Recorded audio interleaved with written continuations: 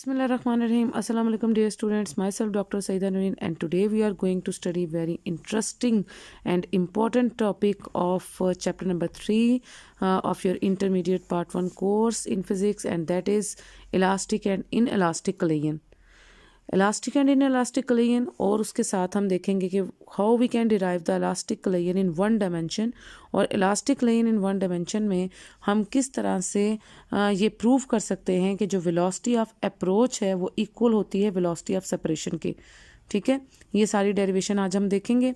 और साथ सबसे पहले आपने डिफ्रेंशिएट करना है इलास्टिक और इन इलास्टिक कलेयन को, कि इलास्टिक कलेयन का क्या मतलब होता है और इन इलास्टिक कलेयन का क्या मतलब होता है। सबसे पहले you have to know that what is collision. Collision means the interaction of two charge particles और इंट्रैक्शन ऑफ टू बॉडीज, चाहे वो चार्ज पार्टिकल्स ना भी हों, दो ऑब्जेक्ट्स या दो पार्टिकल्स या दो चीज़ें जब आपस में इंट्रैक्ट करती हैं, टकराती हैं, तो उसको हम कलेयन कहते हैं।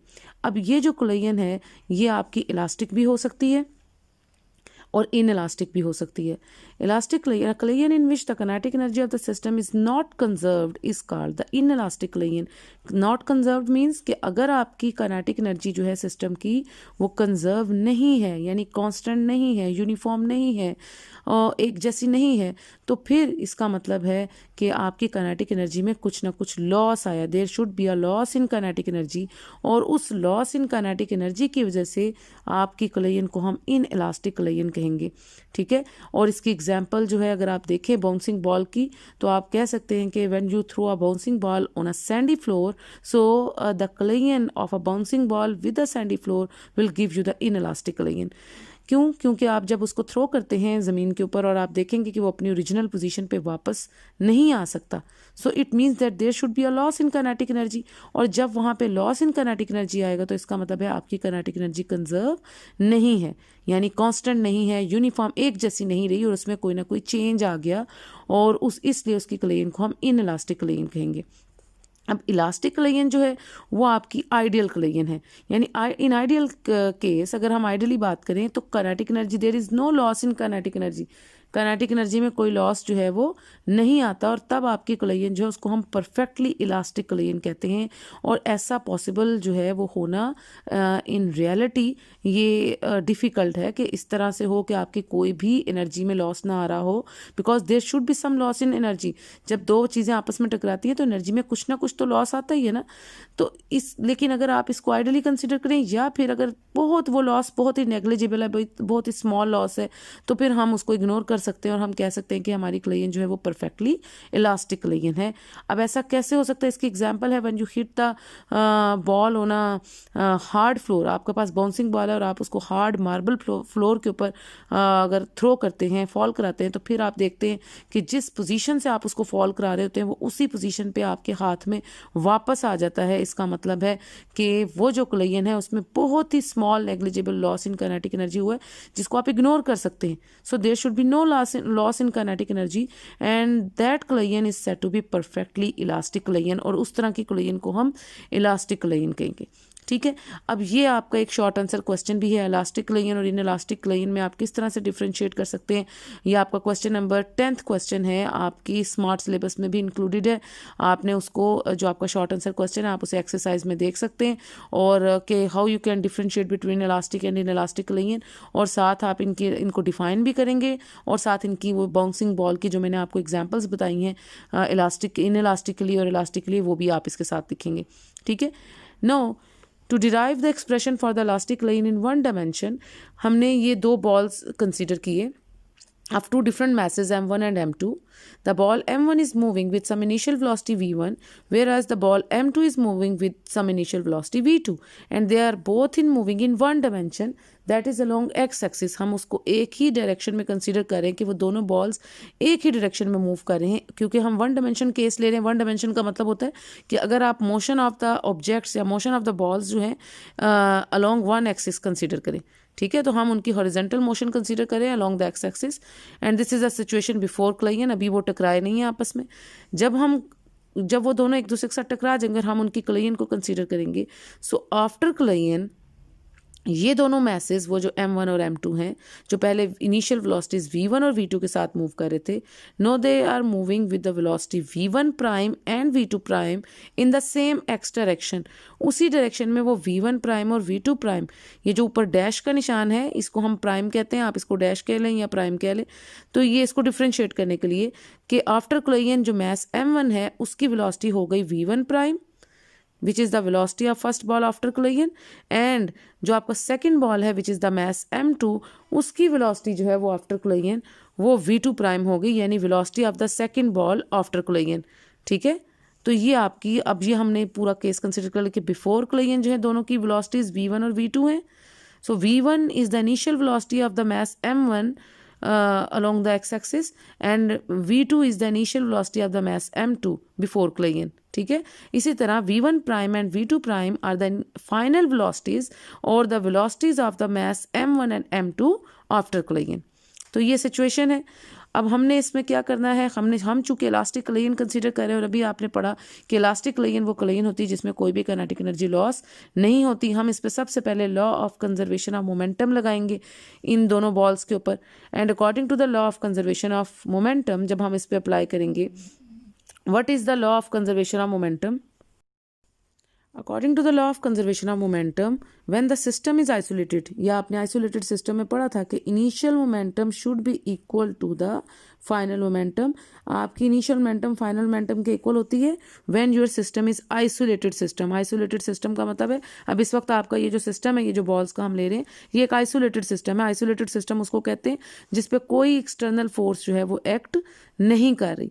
तो इस वक्त जो आपका ये जो बॉल्स का सिस्टम है ये एक आइसोलेटेड सिस्टम है। उस आइसोलेटेड सिस्टम में आप law of conservation of momentum जो है वो अप्लाई कर सकते हैं, और according to the law of conservation of momentum initial momentum जो है वो फाइनल मोमेंटम के इक्वल होता है। अब इनिशियल मोमेंटम का क्या मतलब है कि वो मोमेंटम जो कोलिजन से पहले वाला मोमेंटम, और फाइनल मोमेंटम का मतलब कोलिजन के बाद वाला मोमेंटम। अब कोलिजन के पहले वाला मोमेंटम कौन सा है? ये वाला, बिफोर कोलिजन। ठीक है, इसमें आप product of mass and velocity momentum को कहते हैं ना। सो this is m1 v1 plus m2 v2, ये टोटल मोमेंटम है बिफोर कोलिजन।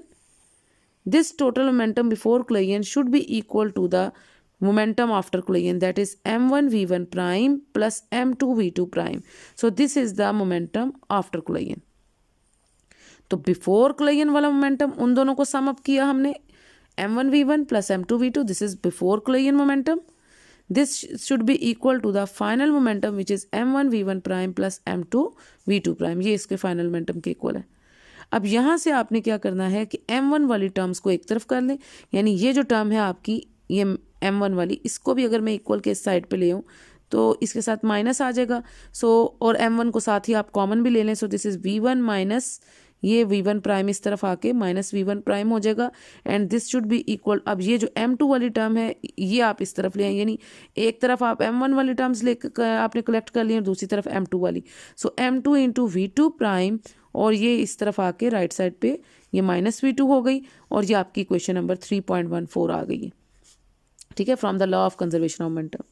अब चूंकि इलास्टिक लाइन उसको कहते हैं जिसमें मोमेंटम तो कंजर्व है, उसके साथ साथ हम कह रहे हैं उसकी काइनेटिक एनर्जी में भी कोई लॉस नहीं आता, यानी काइनेटिक एनर्जी आपकी कंजर्व्ड है। तो इसका मतलब है हम एक और लॉ ऑफ कंजर्वेशन लगा सकते हैं, और वो आपकी कौन सा लॉ ऑफ कंजर्वेशन होगा? वो आपकी law of conservation of kinetic energy, because kinetic energy is also conserved. आपकी जो काइनेटिक एनर्जी है वो भी कंजर्व्ड है। So you can use the law of conservation of kinetic energy. और काइनेटिक एनर्जी का फार्मूला कहता है हाफ mv स्क्वायर, यानी what is kinetic energy? Kinetic energy is 1/2 mv square. तो ये जो काइनेटिक एनर्जी है 1/2 mv स्क्वायर, आप इसको 2 दफ़ा यूज करेंगे। इसके भी लॉ ऑफ कंजर्वेशन का क्या मतलब है कि initial kinetic energy should be equal to the final kinetic energy, यानी जैसे आपने मोमेंटम के लिए कहा था कि इनिशियल मोमेंटम जो है वो फाइनल मोमेंटम के इक्वल होता है, इसी तरह हम एनर्जी के लिए कह रहे हैं कि इनिशियल एनर्जी जो है वो फाइनल एनर्जी के इक्वल है। ठीक है, अब इनिशियल एनर्जी जो है वो आपकी क्या है? हाँ, दोनों बॉल्स की जो एनर्जी है आप उसको ले सकते हैं हाफ ऑफ m1 v1 का square plus half of m2 v2 का स्क्वायर। ये दोनों की इनिशियल काइनेटिक एनर्जी बन जाएगी। एक दफ़ा इसके लिए लगाया मास m1 जिसकी वेलोसिटी v1 थी बिफोर कोलिजन, प्लस दूसरी दफ़ा हम लगा रहे हैं m2 के लिए जिसकी वेलोसिटी v2 थी बिफोर कोलिजन। तो दोनों पे जब आप काइनेटिक एनर्जी का फार्मूला लगाएंगे हाफ ऑफ m1 v1 का square plus half of m2 v2 का स्क्वायर, ये आपको टोटल काइनेटिक एनर्जी दे देगी बिफोर कोलिजन। इसी तरह अब आप टोटल काइनेटिक एनर्जी जो है वो आफ्टर कोलिजन निकालेंगे, which is half of m1 v1 prime का square plus half of m2 v2 prime का स्क्वायर, यानी ये लगाएंगे आप। तो ये आपने बिफोर कोलिजन वाली काइनेटिक एनर्जी दोनों का sum is equal to the after collision दोनों की जो काइनेटिक एनर्जी का सम है। इस तरह से जब ये दोनों इक्वल होंगे, अब आप किस तरह से करेंगे, हाफ की टर्म जो है वो चूंकि चारों टर्म्स में है तो आप इसको कैंसिल आउट कर सकते हैं, आप इसको कॉमन लेके भी कैंसिल कर सकते हैं हाफ को, ठीक है। और अब ये जो m1 वाली टर्म्स जैसे हमने उधर किया कि m1 वाली टर्म्स को एक तरफ कर लिया और m2 वाली को एक तरफ कर लिया, वही काम इधर भी करेंगे कि आपके पास ये m1 v1 स्क्वायर तो पहले का है, ये जो दूसरी टर्म है v1 इसको इस तरफ ले आए, ये इस तरफ आके माइनस हो जाएगी और m2 वाली टर्म को राइट साइड पे ले जाएं, ठीक है। तो अब आपने जब इसको इधर ले आएंगे और m1 को कॉमन ले लें, सो दिस इज v1 स्क्वायर और ये प्राइम वाली जब इस तरफ आएगी this is minus v1 prime square is equal to m2 into v2 prime का स्क्वायर, ये प्लस के साथ है, और माइनस ये जो आप v2 का स्क्वायर इस तरफ ले जाएंगे, सो दिस इज माइनस v2 का स्क्वायर। अब उसके बाद this is A square minus B square, ये A square minus B square की फॉर्म बन गई है आपके पास। आप इसे लिख सकते हैं a plus B into A minus B की फॉर्म में, ठीक है। v1 का स्क्वायर माइनस v1 प्राइम का स्क्वायर जो है इसको आप लिख सकते हैं v1 plus v1 prime a plus B into A minus B means v1 minus v1 prime, इस तरह से। This is equal to m2 into इसको क्या, इसको भी उसी तरह A square minus B square को ओपन करके लिखेंगे a प्लस बी यानी v2 prime plus v2 into A minus B यानी v2 प्राइम माइनस v2। तो ये आपकी क्वेश्चन नंबर 3.5 आई है जो कि from law of conservation of kinetic energy से आपने निकाला है, ठीक है। अब आपने डिवाइड करना है इक्वेशन 3.15 को बाय इक्वेशन 3.14, यानी डिवाइड करने का क्या तरीका है कि 3.15 की इक्वेशन को ऊपर रखें और 3.14 इक्वेशन को नीचे रखें। तो किस तरह से आप डिवाइड करेंगे, यानी m1 into v1 plus v1 prime into v1 minus v1 prime, ये आपने ऊपर रखी, लेफ्ट को लेफ्ट साइड से डिवाइड करेंगे, राइट को राइट साइड से डिवाइड करेंगे। अब ये लेफ्ट साइड मैंने लिख ली, ठीक है, डिवाइडेड बाय इसकी लेफ्ट साइड 3.14 की, तो m1 into v1 minus v1 prime, v1 minus v1 prime, ठीक है। दिस इज इक्वल टू, अब आप दोनों की राइट साइड को डिवाइड कर सकते हैं, m2 into v2 prime plus v2, ठीक है, और into v2 prime minus v2, ये ऊपर आ जाएगा न्यूमरेटर में, और डिवाइडेड बाय इक्वेशन 3.14 की ये जो साइड है m2 into v2 prime minus v2, m2 into v2 prime minus v2, ठीक है। अब आप देख सकते हैं कि दोनों में m1 भी कैंसिल हो गया, m2 भी कैंसिल हो गया यहाँ पे, और जो नेगेटिव टर्म्स हैं ये भी दोनों की कैंसिल आउट होगी। सिर्फ आपके पास क्या बचेगा अब, v1 प्लस v1 प्राइम ये वाली term is equal to v2 prime plus v2 ये वाली टर्म, ये बचा आपके पास, विच इज इक्वेशन 3.16। और आप इसको इस तरह से भी लिख सकते हैं कि अब मैं अगर इसको इस फॉर्म में लेना चाहती हूँ कि दोनों की इनिशियल वेलोसिटीज को एक तरफ कर दें और फाइनल वेलोसिटीज को एक तरफ कर दें। सो ये जो प्लस v2 है ये इस तरफ जाके माइनस v2 हो जाएगा। I can write v1 minus v2 is equal to v2 prime minus v1 prime, ठीक है। और अगर मैं इसको इसी फॉर्म में लिखना चाहती हूँ कि जैसे ये पहले 1 आ रहा है फिर 2 आ रहा है, तो यहाँ पे पहले 2 आ रहा है फिर 1 आ रहा है, तो अगर मैं चाहती हूँ कि दोनों सेम फॉर्म में हो, ये जैसे 1 और 2 है तो यहाँ पे भी पहले 1 वाली टर्म आए फिर 2 वाली आए, तो मैं इसमें से माइनस कॉमन ले लेती हूँ, ठीक है। माइनस कॉमन लेने का मतलब है कि ये जो नेगेटिव टर्म है ये पॉजिटिव हो जाएगी, और ये जो पॉजिटिव है v2 प्राइम ये क्या बन जाएगा, माइनस v2 प्राइम, इस तरह से, ठीक है। जब हम कॉमन लेते हैं तो पॉजिटिव वाली टर्म अगर आप माइनस कॉमन ले रहे हैं तो पॉजिटिव टर्म आपकी नेगेटिव हो जाती है और नेगेटिव टर्म जो है वो पॉजिटिव हो जाती है, इस तरह से। और ये फॉर्म बनाने का मकसद क्या है आपका, वो ये है कि आप प्रूव करना चाहते हैं कि वो velocities relative velocities before collision जो हैं वो इक्वल होती हैं रिलेटिव वेलोसिटीज आफ्टर कोलिजन के।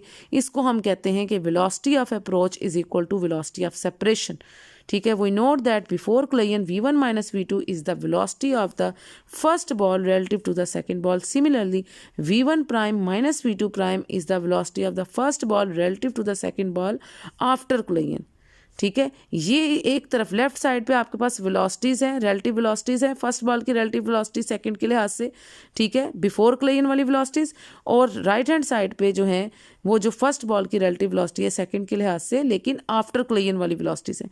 It means the relative velocities before and after the collision has the same magnitude but are reversed. ये जो नेगेटिव साइन है इसका मतलब है उनकी डायरेक्शन क्या है, रिवर्स है. मैग्नीट्यूड सेम है दोनों वेलोसिटीज़ का, लेकिन उनका जो नेगेटिव साइन ये शो कर रहा है कि उनकी डायरेक्शन रिवर्स है. कि बिफोर कोलिजन जो है वो अगर इस तरफ जा रही थी राइट साइड पे, तो आफ्टर कोलिजन उनकी सेम मैग्नीट्यूड है बट वो दूसरी तरफ यानी रिवर्स हो जाएगी उसकी डायरेक्शन. ठीक है. In other words the magnitude of the relative velocity of approach is equal to the magnitude of the relative velocity of separation. यानी आप इसको कह सकते हैं कि जो आपका मैग्नीट्यूड होता है रिलेटिव वेलोसिटी ऑफ अप्रोच का वो बराबर होता है, मैग्नीट्यूड सेम है ना दोनों का. तो ये जो सेट है v1 माइनस v2 इसको आप कहते हैं रिलेटिव वेलोसिटी ऑफ अप्रोच. यानी v1 माइनस v2 जो है वो आपका क्या है, रिलेटिव वेलोसिटी ऑफ अप्रोच.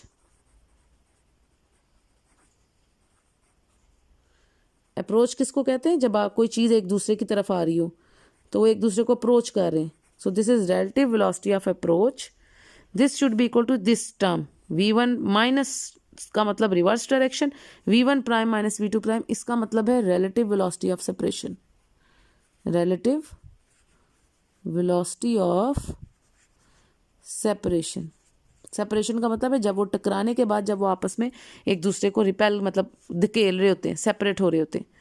तो इसका मतलब है रिलेटिव वेलोसिटी ऑफ ये जो सेट है v1 minus v2 relative velocity of approach that should be equal to the relative velocity of separation in magnitude but reverse in direction. Negative sign means reverse direction. तो ये बड़ा important question है यहाँ तक. इसके आगे हम इंशाल्लाह ये जो v1 प्राइम कैसे आता है, v2 प्राइम कैसे आता है, इसको हम इंशाल्लाह कल स्टडी करेंगे. कि इन्होंने आपको डायरेक्ट फार्मूलाज देती हैं, लेकिन हम इन फार्मूलाज को डिराइव करके देखेंगे कि कैसे आप इसको यूज़ करके इन इक्वेशंस को v1 प्राइम यानी velocity of the first ball after collision और v2 प्राइम यानी velocity of the second ball after collision आप कैसे निकाल सकते हैं, उसको हम इंशाल्लाह कल स्टडी करेंगे. ये बहुत इंपॉर्टेंट क्वेश्चन है. इसमें आपने ये देखें कहीं भी थ्रू आउट आप वेलोसिटी को इन्होंने बोल्ड नहीं किया. इसका मतलब है कहीं पे भी वेक्टर साइन इस्तेमाल नहीं करे, क्योंकि जब इस तरह की हम कम्प्लेक्स कैलकुलेशंस करते हैं तो फिर हम वेक्टर साइंस को अक्सर इग्नोर करके यानी वेक्टर फॉर्म इग्नोर करके स्केलर फॉर्म में कैलकुलेशन करते हैं. ठीक है, क्योंकि ये प्राइम का साइन भी था साथ, तो अगर आप वेक्टर साइंस डालते तो वो ज़्यादा कम्प्लेक्स हो जाती सिचुएशन. इसलिए आपने स्केलर फॉर्म में सारी कैलकुलेशन की है. कहीं पे भी उसके आपने वेक्टर फॉर्म यहाँ पे उन्होंने बोल्ड करके कहीं पे भी लिखा हुआ, तो आपने इसको विदाउट वेक्टर फॉर्म कंसीडर करके स्केलर फॉर्म में कैलकुलेशन की. इसका क्वेश्चन ऐसा आता है कि define elastic collision and calculate the elastic collision in one dimension, या साथ वो कहेंगे and prove that velocity of relative velocity of approach is equal to relative velocity of separation by using the elastic collision in one dimension, या by calculating या evaluating the elastic collision in one dimension. तो ये बड़ा यहाँ तक बड़ा important. यहाँ तक फिर आप उसको लिखेंगे. पहले आप इलास्टिक कोलिजन की डेफिनेशन लिखेंगे और जो मैंने उसकी एग्जांपल बताई है आप वो भी लिख सकते हैं साथ. फिर आप यहाँ से पूरा शुरू करेंगे. ये इसकी एक्सप्लेनेशन है, कंसीडर द बॉल, यहाँ से यहाँ, तो ये सारी साथ एक्सप्लेनेशन एंड डेरिवेशन आप इस पे हेडिंग दे सकते हैं. ठीक है, तो ये इसकी एक्सप्लेनेशन एंड डेरिवेशन में जो है आप उसके साथ उसकी फिगर भी बनाएंगे ना. सो this is explanation and derivation. ठीक है, ये साथ साथ चल रही है, एक्सप्लेनेशन भी डेरिवेशन भी. ये आपने सारा ये सारी एक्सप्लेनेशन एंड डेरिवेशन है. और उसके बाद जब आप ये एक्सप्रेशन निकाल लेंगे दिस, तो आप इसमें एंड पे रिजल्ट लिख सकते हैं कि relative velocity of approach is equal to relative velocity of separation. तो ये जो लास्ट पैराग्राफ है ये आप इसका कंक्लूजन के तौर पे इस टॉपिक का लिख सकते हैं, जिसमें आप ये पूरा पैराग्राफ जो है ये इसका लिखेंगे. ठीक है, जिसमें ये सारी बात उन्होंने कही हुई है आपको. तो ये लास्ट पैराग्राफ इसके कंक्लूजन के तौर पे आप लिख देंगे अगर तो यहीं तक आता है. और मैक्सिमम ज़्यादातर जो है मोस्टली वो यहीं तक आता है कि आप प्रूव करें रिलेटिव वेलोसिटी ऑफ अप्रोच जो है रिलेटिव वेलोसिटी ऑफ सेपरेशन के इक्वल है bye using the elastic collision in one dimension. ठीक है, और शुरू में डेफिनेशन इलास्टिक कोलिजन की आपने लिखनी होती. तो कल हम इंशाल्लाह इसके आगे चलेंगे, V1 प्राइम को कैलकुलेट करेंगे, V2 प्राइम को कैलकुलेट करेंगे और फिर फर्दर इसके केसेस को स्टडी करेंगे। तो अंटिल द नेक्स्ट लेक्चर अगर आपको कोई बात समझ में ना आई हो तो आप मुझे पूछ सकते हैं, कमेंट कर सकते हैं कमेंट सेक्शन में। और अंटिल द नेक्स्ट लेक्चर अपना बहुत सा ख्याल रखें, दुआ में याद रखें। That's all for today, student. You can like, subscribe and share my channel and press the bell icon for future notifications. Until the next lecture, take care. Allah Hafiz.